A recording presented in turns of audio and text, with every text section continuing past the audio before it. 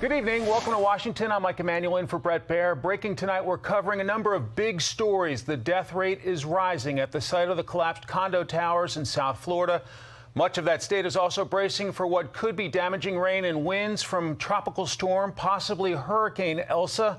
President Biden is urging Americans who have not been vaccinated to take the shot and says the Delta variant of the coronavirus may be more dangerous than the original. But we begin tonight with America's crime crisis. A bloody 4th of July weekend ended with at least 267 people killed in shooting incidents. In Chicago, 18 people were killed in shootings involving at least 100 people. Police say in nearly all the incidents, no suspects were taken into custody. In Cleveland, 11 people were shot in a 5-hour period. 8 people were killed in Philadelphia, with 27 others hurt. Denver police reported 5 separate shootings within a 4-hour period.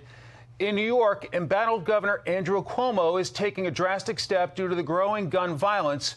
Correspondent Brian Yanis reports tonight from Times Square. Good evening, Brian.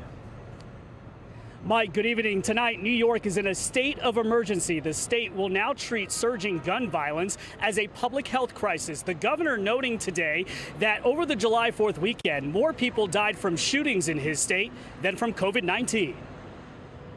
So today, first state in the nation is going to declare a disaster emergency on gun violence. Governor Andrew Cuomo declaring a state of emergency, a move that will commit more money to combating what he calls an epidemic of gun violence.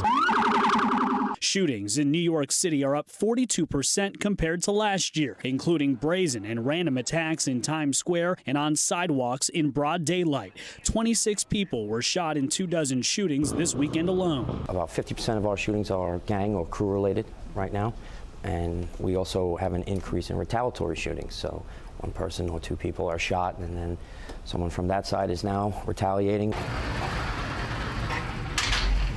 The ATF let Fox News into their New York City gun vault, where row after row of confiscated rifles and handguns are stored from crime scenes scattered citywide. The ATF and NYPD are working together to combat gun violence. This is the whole city right now. Fox News received an exclusive look inside their new shared headquarters, where agents are using a new analytics dashboard to seamlessly share intel in real time about guns recovered from crime scenes, shooting investigations, and shooting deaths. It's an unprecedented effort to get guns used to commit crimes off the streets while identifying gun traffickers. They hope this will be a model for cities nationwide. We have to have a rapid tracing of ballistics to make sure that somebody who gets caught with a gun, if that gun was used in a prior shooting, that we're able to rapidly connect it to that prior crime scene so that we can hold those people accountable. When a firearm's recovered, we submit it for a tracing, and we get the results in a matter of like a week to 10 days. It used to be a much longer time span. The NYPD made a record 2,300 gun arrests so far this year. That's a 39% increase compared to last year.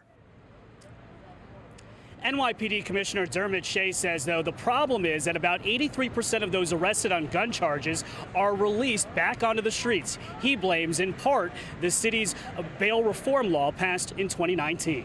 Mike? Brian Yanis starting us off in Times Square. Brian, many thanks.